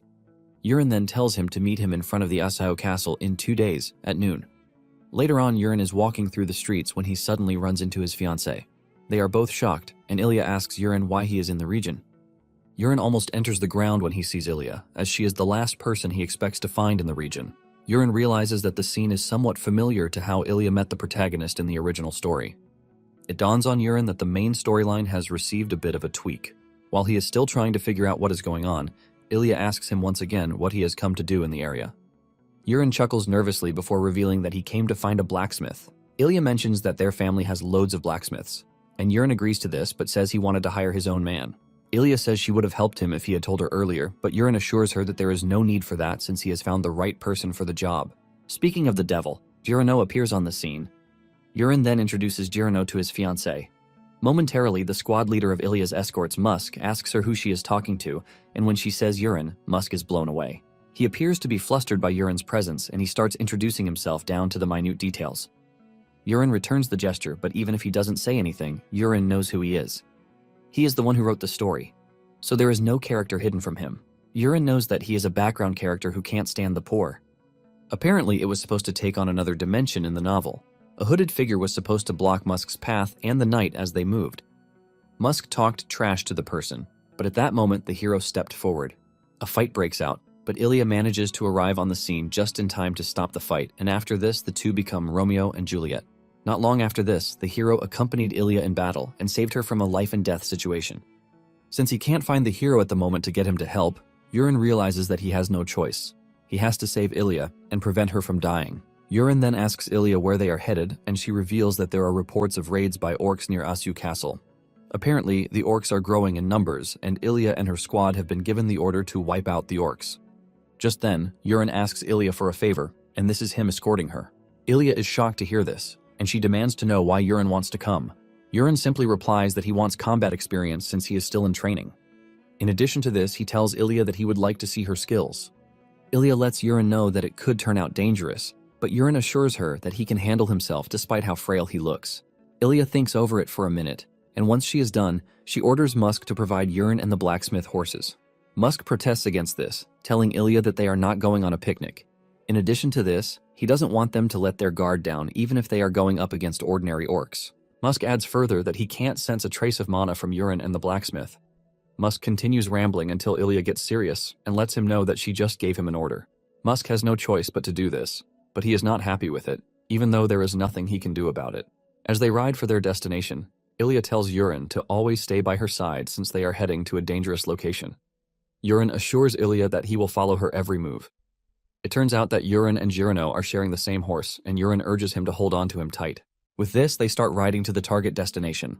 When they reach the presumed location, Ilya tells her team that they will have to split into teams of 5 to find the orc settlement. She urges them not to attack if they find it. She wants them to retreat and fire a signal flare. With this, the group split up. After hours of searching, one of the knights asks Ilya what they are to do since it is already getting late. Ilya then says they have no choice but to turn back and come back the next day. Suddenly, they see a signal flare in the air. However, another flare soon goes up in the air again. In no time, 4 flares go up in the air. Ilya then suggests that they head to the nearest flare, which is to the west. Her squad immediately follows her, but by the time they get there, all the soldiers are already dead. Ilya is horrified by the way the soldiers were all killed. One of the soldiers notices that the armor on their bodies was shattered, leaving them to wonder what sort of weapon hit them. Ilya then orders that they head to the south to check on the soldiers there. By the time they reach there, they meet the same horrific scene from where they are coming from. All the soldiers are already dead, and one of the knights suggests that they move to the next location. Ilya agrees with him, but Yurin stops them, saying they can't move at the moment. Ilya is shocked when Yurin says this, wondering what he meant by it. Yurin points out that the orcs are hunting down their soldiers and are currently winning. Yurin lets Ilya know that they are outnumbered and have no chance of winning. Yurin wants them to fire the signal and gather the rest of the troops. Just then, one of the soldiers screams at Yurin, telling him to keep his mouth shut because he is a nobody. The soldier blames Yurin for what is currently happening. While this is happening, Yurin remembers that the protagonist also got cursed at the same spot. Because of this, readers got frustrated and scolded our guy for dragging things on. Hearing the soldier speak to him this way starts to fire up Yurin's PTSD. As he continues to ramble, Yurin tells him to shut his mouth. Yurin hits him with an attack before he can even realize it, and he falls off his horse. Yurin tells him to know his place and remain where he is. The soldier is forced to answer Yurin like his boss, since he is already paralyzed. He then tells him to watch and see. Yurin raises his hand, and with this, the dude is able to move again. In the main story, Ilya didn't listen to the hero and did what she thought was right. However, Yurin wants to see if it will be different this time around. He asks Ilya what her choice will be. Surprisingly, Ilya agrees with Yurin, and she orders her men to fire the blue signal flare immediately. She wants the troops to be gathered where they are. The soldiers do as told, and they fire the flares into the air. The soldiers then start tending to their fallen comrades, while the blacksmith walks over to Yurin to tell him that he is amazing. He says Yurin was able to make items move the way he wanted, but Yurin doesn't count it as a big deal. He asks Yurin if the soldiers are going to meet up with them, but Yurin lets him know that most of the soldiers won't make it. Apparently Yurin knows what he is doing, and he is actually waiting for the real fight to come to him. Suddenly, a soldier comes toward their position, telling Ilya that they need to run. The soldier looks absolutely terrified, as if he had seen a ghost. Coming behind the soldiers is a bunch of scary and powerful orcs. Just the sheer numbers of the orcs send chills down the soldiers' spines. Ilya turns to Yurin and apologizes to him because he's about to die, and it is all her fault. Just then, Yurin tells Ilya not to worry because no one is dying. Just as he says this, he walks toward the orcs, shocking Ilya. Ilya is confused as she watches Yurin approach the orcs before summoning Agnes. He tells her that it is time they try what they have been practicing for the past 2 days. Yurin tells Agnes to generate iron bullets, and Agnes follows his orders.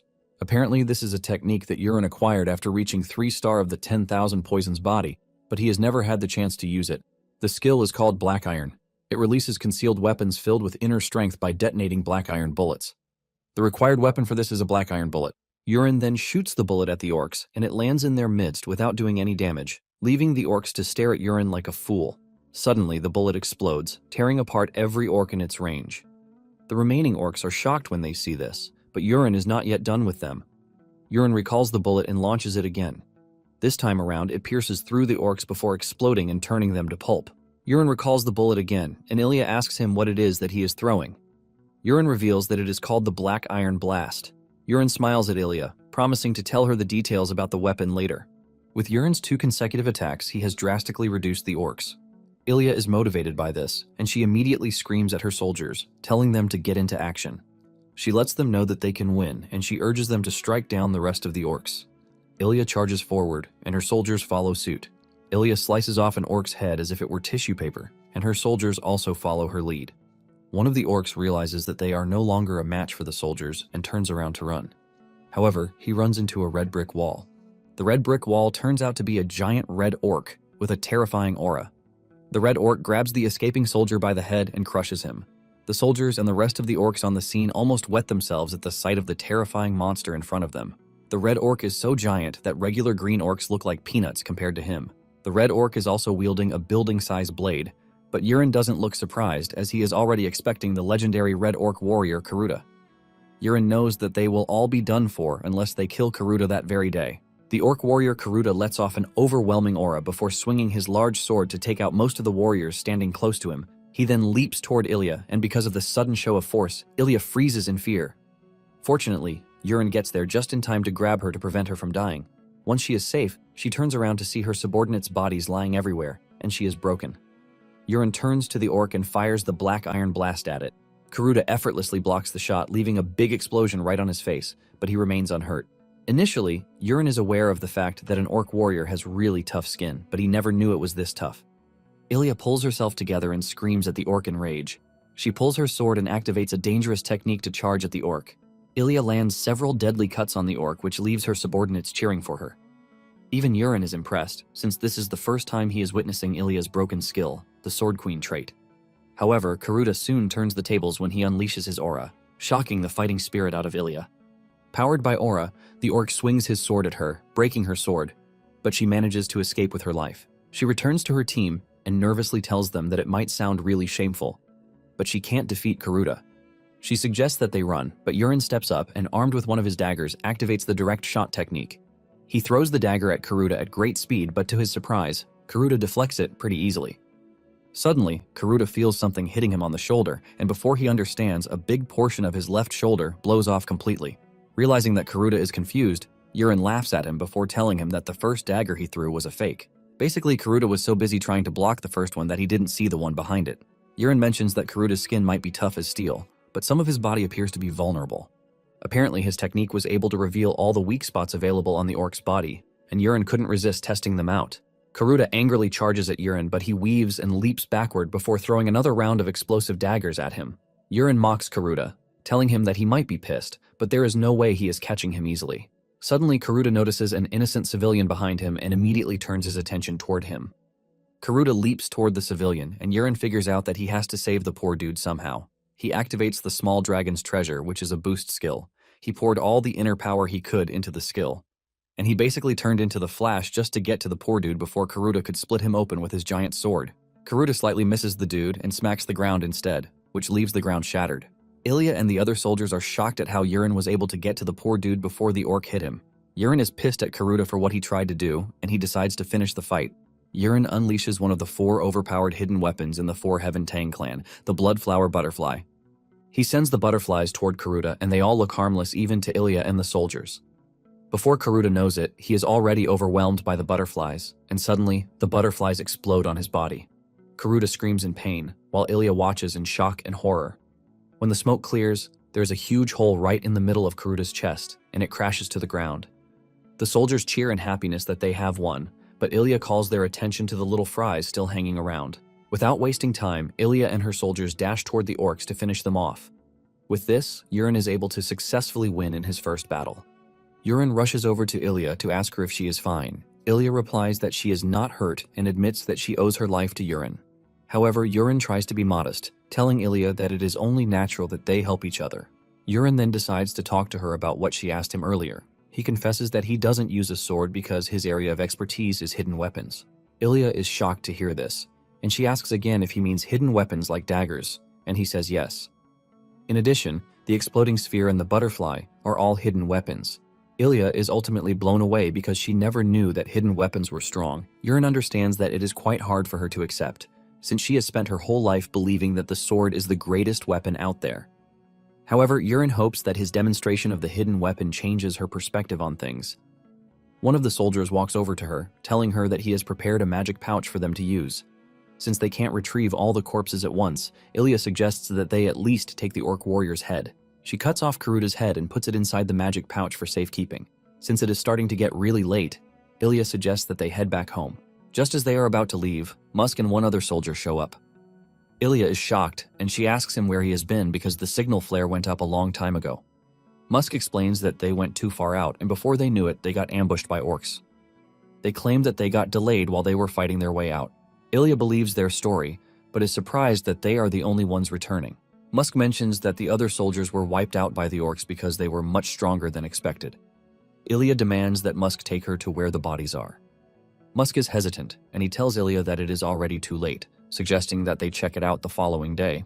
Ilya insists that she would like to see the bodies at that instant, and Musk rides close to her while mumbling some rubbish. The moment he gets close enough, he whips out his blade with the intention of stabbing her. However, before his hand can reach Ilya, his arm flies off. He falls off his horse, writhing in pain, and Yurin tells him that he already knew that he was a freaking liar. Basically, he claimed that he fought orcs, but there is no drop of green orc blood on his body. Yurin already figured out that he was in bed with the orcs, and Yurin knows this, since it is his story. Ilya angrily gets off her horse and unsheathes her sword. Musk screams as Ilya walks toward him because he knows what is coming. He tries to sweet-talk his way out of the situation, but Ilya doesn't care as she cuts him down. Ilya then orders her men to seize Musk's counterpart. The dude tries to defend himself, saying he was only following orders, but no one cares. The following morning, Yurin wakes up to Jiranox screaming out his name like he owes him money. Jiranox tells him that he has been sleeping like a log, and it's almost lunchtime already. In addition, Ilya is there to see him, and just then, Ilya enters the room, looking all beautiful and stunning. Yurin almost suffers a brain freeze because of the immensely beautiful woman standing in front of him. Yurin is still trying to fathom the beauty in front of him when Ilya tells him that they need to go to her house. Apparently, her father told her to bring him. Without hesitation, Yurin tells the lady that he is going to follow her. In the original novel, it was the protagonist who saved Ilya and ended up meeting her father, Raymond Marcus. Ilya then steps out of the room, telling Yurin to get ready to meet her outside.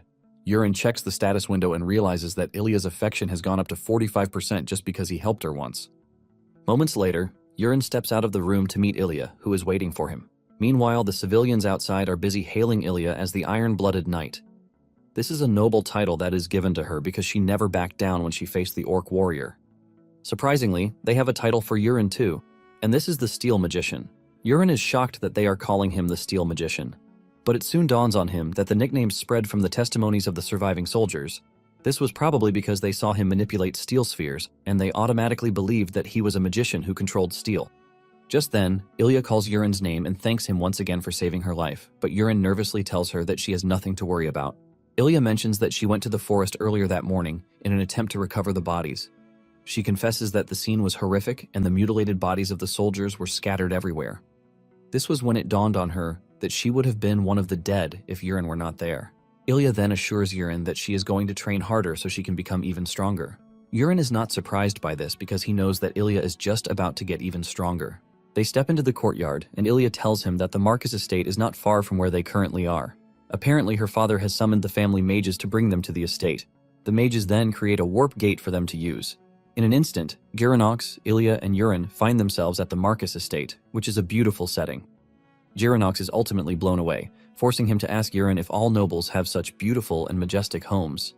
Yurin, on the other hand, doesn't really care about all of these because he is already thinking of the delicious food that they are going to offer to him.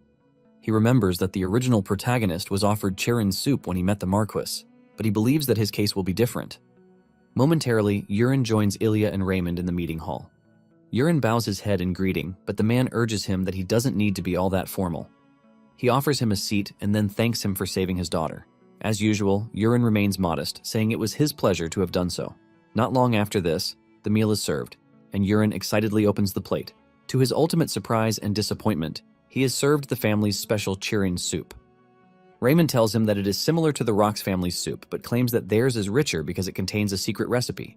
Raymond tells Yurin that it is tradition for them to eat the soup after a battle, which is something that his own family practices too. Yurin thanks the man for the meal, even though he is secretly regretting all of his life decisions. Yurin is munching on the food when Raymond suddenly asks him when he is planning to marry Ilya. The food almost drops from his mouth when he hears this, leaving him to question whether the man is testing him. He checks out the man's stat and realizes that his affection level is on the decline. This basically tells Yurin that the dude hated his guts so much before, but it got slightly better because he saved his daughter.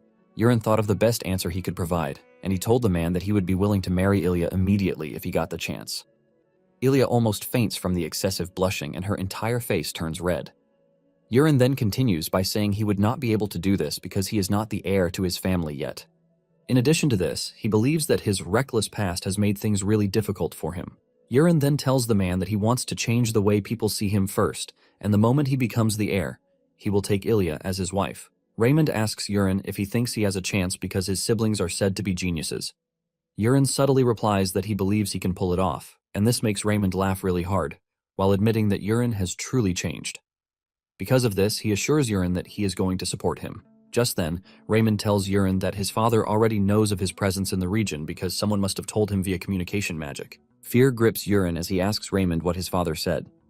Raymond replies that his father urged him to contact him later using communication magic, and Raymond assures him that someone will show him to the communication chamber after his meal. Yurin thanks the old man for the hospitality, and he figures out that he was able to leave a good impression.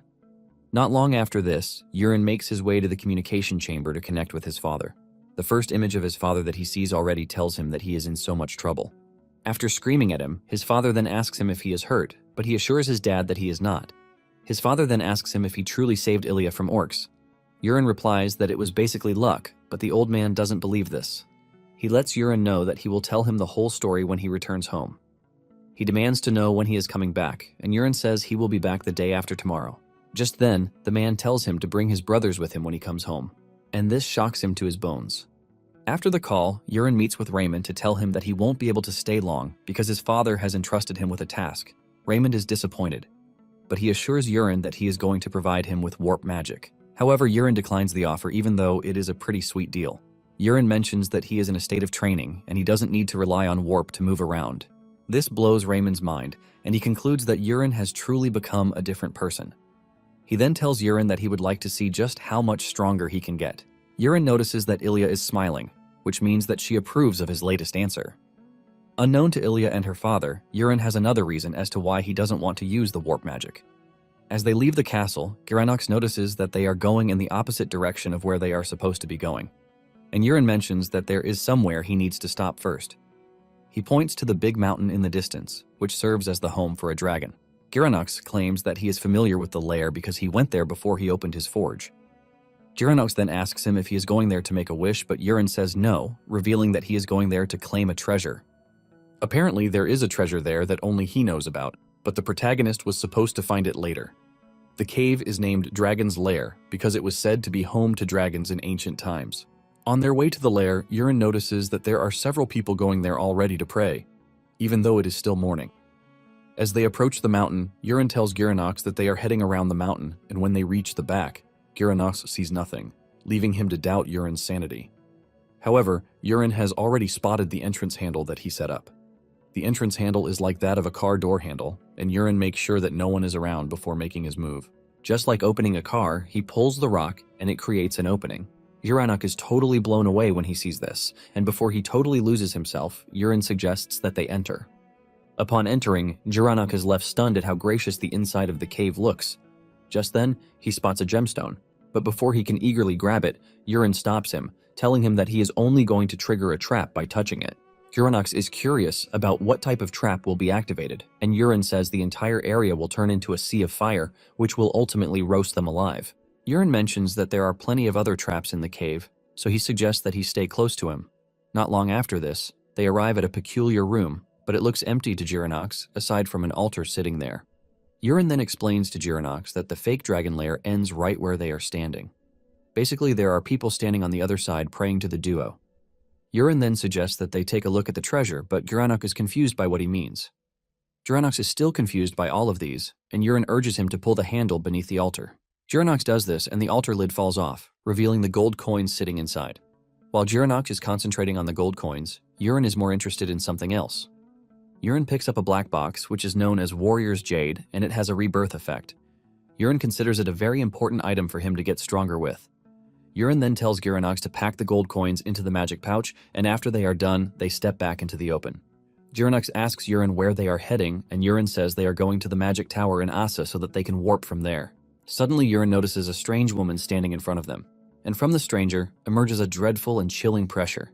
Yurin uses his Eye of the Creator to scan the woman, and the moment he knows who she is, fear cripples Yurin because she is not supposed to appear until later in the novel. As they walk past the woman, Giranox notices the strangeness in Yurin's behavior. Deep down, Yurin is freaking out because he knows he has no chance against the woman in his current stage. Without thinking twice, he figures out that he needs to escape the area as fast as he can. Yurin urges Giranox to come with him as they need to leave the area quickly. Later on, Yurin sits alone in his inn room thinking about what he encountered earlier. Since it is supposed to appear later, it dawns on him that the woman might have been on her way to recover the treasure too. Yurin realizes that there is something about the story that has changed. Without wasting any more seconds, Yurin grabs the item and consumes it. His body starts to react to it, making it seem like his body is on fire. He immediately starts meditating so he can circulate his chi. Once he is done circulating the chi, he gets the notification that he has become a heavenly martial body. Yurin is glad to hear this, since a heavenly martial body often appears as the ultimate physical constitution when talking about martial arts novels. It can basically replicate any movement, whether it is a sword or a fist. Yurin can already see the difference because his body is as light as a feather.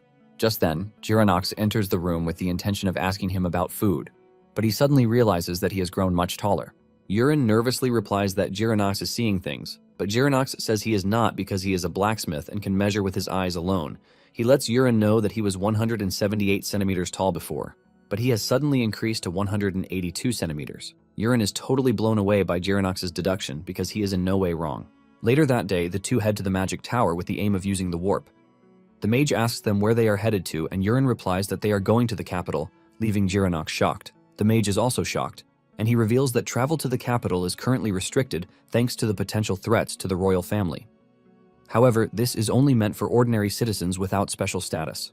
Realizing that he has no choice, Yurin is forced to reveal his true identity and also tell the two that Giranox is his personal blacksmith. The moment he mentions his name, the atmosphere changes, and the mages start calling him the Steel Magician. They start asking him if it's true that he can endlessly hurl iron balls at his targets, and several other questions like the formula for the weapon. Suddenly, the head of the Tower Council shows up in the room and smashes his staff on the ground to get everyone's attention. He apologizes for his disciple's rudeness and introduces himself as Zubion. Yurin remembers Zubion because he was the Archmage, and he was only added to the story for the fun of it. On the outside, he is nothing more than a kind grandfather, but deep down, he is a serial Terminator. Yurin is totally blown away by how he is running to scary figures one after the other. Zubion then tells Yurin that he will be the one to warp him to the capital. Before sending Yurin off, he tells Yurin that he has the feeling they are going to meet again. Zubion then activates the chamber, and Yurin and Giranox find themselves in the capital in an instant. Giranox is stunned by just how impressive the capital is because everyone looks expensive. Momentarily, they arrive at the Royal Knight Academy. The guard asks Urine what he wants, and he tells the dude that he is there to request a visitation. The guard demands to know who he has come to see, and Urine introduces himself, saying he is there to see his younger brother, Colin Rocks. The moment he mentioned his name, a silver-haired, handsome dude pops out in the corner asking him if he is the same dude who defeated the orc. Urine cannot believe that word has already spread to the capital about his feats and achievements. The dude automatically concludes that Urine is a strong person. Urine wonders why the dude is speaking to him so casually, and he finally introduces himself as Carrick Elion, who is the second son of the Duke of Elion. Apparently, he is Colin's friend, and he promises to take Urine to Colin. Even though he looks really shady, Urine doesn't mind following him. He tells Urinox to stay behind while he checks out what Carrick has for him. As they proceed, Carrick mentions how surprised he is about Urine's feat because no one really knows about him. Carrick asks Urine if he is a magic user, but Urine replies that he is not. Upon hearing this, Carrick smiles, but they continue with their walk. Moments later, they arrive at the training grounds and he asks the other students there if they have seen Colin. The students are surprised since he was the one who took him to the professor not long ago. Urine is surprised by this, but before he can say anything, Carrick introduces him to the rest of the students, telling them that Urine was the one who helped take down the orc. He continues by saying Urine is not a mage, but a regular warrior just like them. Carrick catches Urine off guard and demands that he show them some of his skills. Urine finally realizes what his plan was, and since he has caught him off guard, he figures out that he doesn't have much of a choice. Carrick pits him against a dude, Melray, who he claims is average among them. Urine takes a wooden sword in preparation for the battle, but Carrick is surprised since Urine is said to use daggers. Urine assures him that there is nothing to worry about because they are not engaging in a real fight. Carrick is blown away by this, since he heard that Urine can't wield a sword. He urges Urine to do his best against the dude, and Urine is hoping to do that so he can change their rotten noble mentality. He plans on using the heavenly martial body to see how well it works. Once the battle begins, Melray tells Urine that he is free to make the first move. Urine accepts the offer, and he raises his sword at him. He casually hits him, but Melray fails to block it, and he ends up being hit so hard that he crashes to the floor. This shocks everyone in the room, and Carrick believes that Melray let his guard down. Carrick apologizes for the delay and suggests that they go one more round. He calls on another dude, Mula, who is stronger than most. Mula's friends tell him not to underestimate Urine because he saw what he just did to Melray. Mula smiles, saying he is obviously better than Melray. The battle begins, and Mula makes the first move, dashing toward Urine at high speed. However, all Urine sees is a slow dude coming toward him, and he attributes this to the power of the heavenly martial body. Because of how easy things look, Urine casually swings his sword again. Just like before, the result remains the same, and he knocks Mula out. His friends are utterly blown away yet again. Urine realizes that the heavenly martial body has increased his strength, speed, and even reflexes far beyond an ordinary person. Urine makes fun of them, asking if all the Knight Academy produces are a bunch of trash weaklings. Carrick is enraged, but he manages to control himself to demand one more match. This time around, he tells Urine that he is going to be his opponent, since he is the strongest in the group. Urine doesn't hesitate before accepting his challenge, and once the battle begins, Carrick activates his technique, which makes him super fast. Even Urine admits that he is fast, because it makes it look like he is fighting many opponents at once. However, even with how fast he is, the heightened senses that the heavenly martial body produces make it easy for him to dodge Carrick's attack. With Carrick missing his mark, it leaves him quite open, and Urine easily smacks him on the head with the wooden sword to also knock him down. The students are stunned when they see this because there is no way Carrick just lost to Urine. Just then, a blonde-haired dude enters the room, expressing his shock at what he just watched. Urine is confused as to who he is, but little does he know that he is none other than his younger brother, Colin Rocks, who is a sword genius. The students also tell Colin that Urine is in the room, but he is totally confused by this because he can't see his brother, who is obviously standing right in front of him. He doesn't want to believe that the pumped dude standing in his presence is Urine. He remembers his brother being fat, not the fit, pumped dude that he is staring at. Colin starts demanding to know what happened, and Urine simply tells him that all he did was lose some weight. Colin then mentions that the only thing he lost isn't weight because he even looks taller. Urine casually mentions that losing weight made him grow taller too. Colin is surprised to see students lying flat on the ground, and he demands to know what happened. His colleagues then quietly narrate the whole scene to him, making him even more shocked than before. This is when he realizes that the rumor about Urine defeating an orc warrior is true. Urine assures him that the rumors are 100% true. Colin refuses to believe this, saying there is no way Urine got that strong. Urine asks Colin if he is really trying to cause a scene, but Colin replies that he never once considered Urine his brother. Colin mentions that he has nothing going on for him except for the fact that he was born 2 years earlier. Because of how rude he is, Urine tells him that he is going to show him why he is the older one. Urine tells Colin to have a go at him, and Colin gladly accepts the invitation. However, Urine suggests that they make a bet, and this is the fact that the loser will grant the winner one wish. Colin accepts this, threatening to make Urine crawl under him once he wins. Just as the fight is about to begin, his friends whisper in his ear, and Urine believes that they are telling him how he managed to knock out the other students. Once the fight begins, Colin goes all out from the start and unleashes everything within him. Urine checks out the stat window and realizes that his brother really hates his guts. In addition, he looks pretty strong because he is the Sword Emperor who was born with an innate gift for the sword. Urine figures out that he is confident, since he hasn't lost to anyone in his age range before. However, no matter how fast Colin seems to be, Urine doesn't see himself losing to him. Colin dashes toward him, but he easily dodges and strikes Colin on the knee. Urine has concluded that he is not finishing the fight in one blow, just like he did before. Urine follows through with a strike to the hand, as he is looking to beat him down pretty much slowly. 10 minutes later, Urine is still in the business of teaching Colin, who is the boss. Urine has ravaged Colin's body with the wooden sword, leaving all those who are watching totally horrified. Colin soon fell to the ground in tears, begging Urine to stop because he could no longer take the beating. Urine scares him one more time by raising his sword at him, reminding him that the next time he disrespects him, he is going to suffer more consequences than the ones he just suffered. Without hesitation, Colin agrees to this with tears in his eyes. Urine then finally tells Colin his wish, and this is the fact that he wants him to start calling him Great Brother anytime he is around him. Colin is shocked to hear this, and the moment Urine suspects that he is shocked, he raises his sword at him again, but he quickly adheres to the instruction. After the battle, Urine tells Colin that they are going on a journey to the Empire, where their third brother, Laon, is. Momentarily, they arrive at the Imperial capital, and Jiranok's mind is blown away every time they use the magic tower. Urine then mentions that there is a magic tower in every nation, and they are all neutral grounds. Moments later, they arrive at what seems to be the Imperial Knight Academy, which is a really impressive building. Urine then nervously tells Colin to enter the academy to bring Laon out. Colin has no choice but to agree, and even has to call Urine a great brother before proceeding with the mission. Not long after this, Colin returns with their brother Laon. Urine is blown away at how tall Laon is, but Laon is more surprised by how impressive Urine is. Urine then tells Colin that he has done a good job, and just as expected, Colin refers to Urine as his great brother. Laon walks up to Urine, saying he has heard a bit of his story from Colin, and Urine says he is relieved but tells him that it is time they head back home. Suddenly, Laon mentions that there is a problem, and this is the fact that the Imperial capital is currently under lockdown. Apparently one can enter, but they can't leave because earlier that morning, the Imperial Crown Prince was sent to the afterlife by assassins.